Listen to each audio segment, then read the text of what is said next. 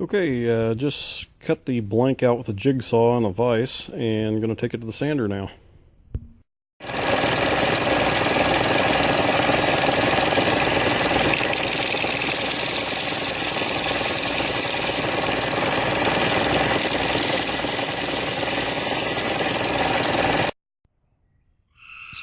Alright, I've got it fitting in the slot now.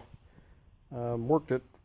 You can work it fairly quick, and then once it gets close, then I just start touching it on there till I get a nice, snug, tight fit. I mean, it fits in there nice and tight without even any glue. So again, I'll probably just use a little spot of glue right in the middle, but now I'm going to work the height down a little bit. It's pretty tall. So I'm going to get it to the height that I want it, and then I'm going to give it a little back taper here so it's got a nice smooth edge coming up. Roll this back edge, and then I think maybe just touch the corners just a hair, get rid of that sharp edge. Alright, once I got it close, I'm now just working it on a piece of sandpaper just by hand to get the final little tweaks done on it. So I've rolling that back edge and getting the sharp edges off here, and then I'll be ready to make the groove cuts.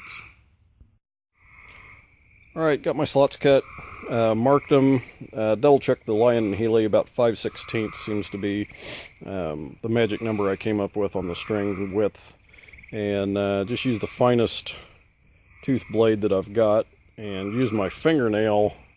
I'd put it right by my pencil mark and just use that as a guide so it doesn't slide around.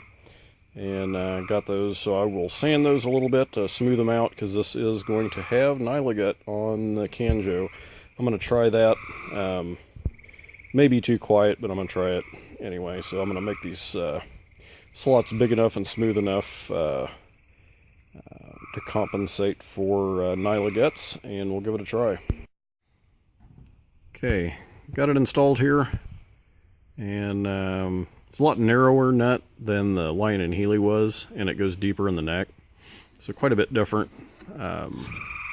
The gouges you see there around the nut were done when I purchased it. They're already there. I didn't do it, so. But for this project, doesn't matter. Want it to look old and rough. So got the fist ring nut there. That's the extra one I made when I made the Lion and Healy. If you hear some croaking in the background, I've got some tree frogs in my building, so they're serenading us here. And so I'm ready to take it out of the jig now, and I'm going to work on the heel next. Alright, got it loose from the jig here. Just thought I'd show you this. It appears that worked. Had a pretty good bow in it before, and I put the level on here, or a straight edge. It's, for all practical purposes, perfect. There's a tiny paper gap under a couple of them, but way better than it was. I mean, this is, very playable. Shouldn't be a problem at all. And straighten the neck up. Looks like it worked, so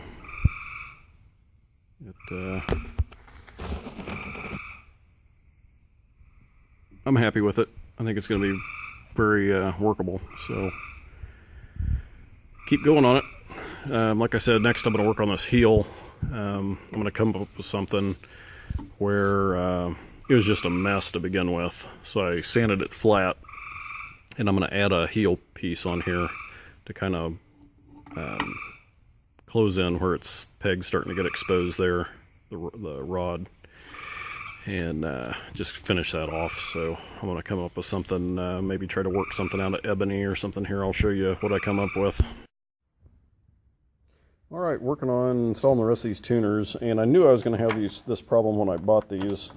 They're fairly inexpensive, just friction tuners, but they're not long enough. They're okay for this first set. But the peg head actually gets wider as it goes down, and it's just a little too wide for the two sections of the tuner to meet. So what I'm going to do, and I wouldn't do this on, a regular banjo, since this is a canjo project, I don't mind doing this. and this neck has already been highly modified. I'm just going to recess the collar of this tuner. I think just about 1/8 of an inch is all it needs, and it should meet up okay.